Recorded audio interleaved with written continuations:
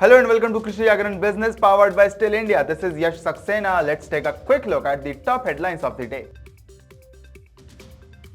Prime Minister to unveil ambitious mega projects cementing India's path to prosperity with 4,400 crore rupees investment in Gujarat.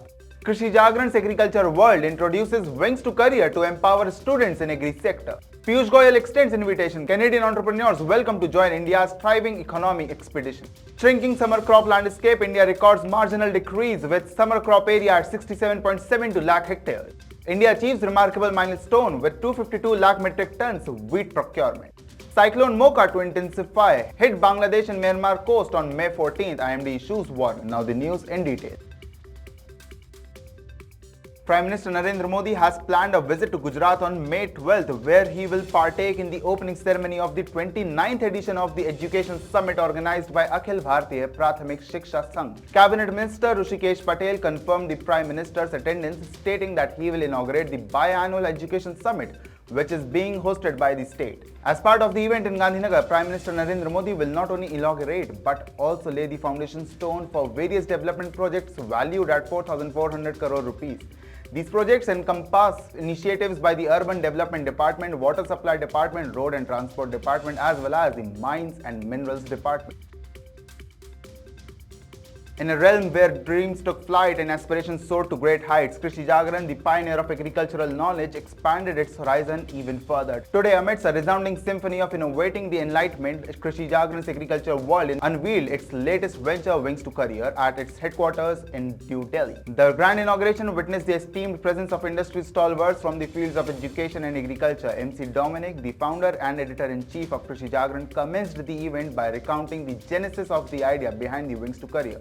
There are many areas which are in the remotest of areas, but brilliant students are there. Because when we look at the IAS or IIT, we see many of the students come from the village and they enter into it. So there is a lot of potential in the village. We want to help them to out, and that is only possible only with your support and guidance. Among the distinguished guests, Dr. R.C. Agrawal, DDG of Education at ICAR, graced the occasion and shared invaluable insights while congratulating the Krishi Jagran team for their remarkable initiative. Take a look. This year we have received 5,38,000 applications. Exam is to be conducted. Very good. So that is the kind of attraction. Students are coming by choice, not they are preparing for the agriculture. It's nothing like they are first preparing for medical or engineering and then they are coming for us. So that is a very good sign. The second is the number of girls students are really increasing exponentially. About 8 years back, it was 23% girls ratio. Now it is 49%. Additionally, Raju Kapoor, Director of Corporate Affairs at FMC, offered his valuable perspective. I think we need to first of all develop a pride of being associated with an industry which feeds the humanity, which feeds the larger world. That is the paramount, most important element. Shedding light on the current industry landscape, Dr. Ombi Restyagi, VP of UPL Limited, shared his invaluable insight. However, I feel that we should, this initiative, we should look for the talents in the rural areas. There are many institutions where the talents are hidden, and really they do not get the opportunity to come forward. If we can connect to those talents in those areas, I feel the future is very bright. Morub Namgil, Head of Agritech at IFCO Kisan, also shared his insights on the Wings to Career initiative. The agriculture game has panned out over a period of time, right?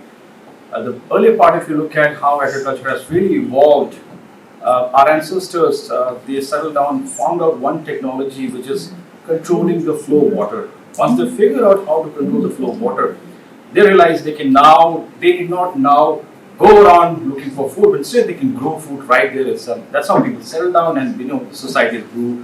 And how everything evolved from there, and how agriculture has a huge role to play in the global geopolitics and everything, right?